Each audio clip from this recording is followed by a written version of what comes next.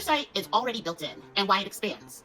In the last episode, we talked about how funding moves from the federal government to the states. In that episode, I explained that before money ever moves, rules and regulations are written to make sure that the funds are used the way that they were intended. That is the first layer of oversight. This means the money is not just given to the states and then left for them to figure out. Oversight is already built into the process from the very beginning. Because of that, there are usually two types of oversight happening at the same time: federal oversight and state oversight.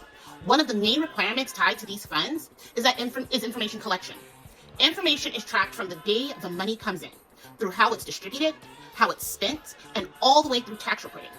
Oversight doesn't happen once, it happens continuously.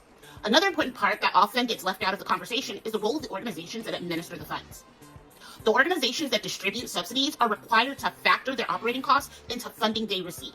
That includes staffing, compliance work, reporting, audits, and the system required to run the program.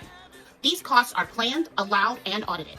They are not leakage. They are a part of how the system functions. So just like childcare programs, there's already money being spent before families ever access subsidy. This is where things begin to shift. When fraud narratives start to gain traction, regardless of how rare fraud actually is, oversight often expands beyond accountability and becomes punitive compliance. That means duplicated paperwork, additional reporting requirements, slower payments, tighter timelines, not because oversight didn't exist before, but because fear changes how systems respond. That expansion almost never lands with policymakers.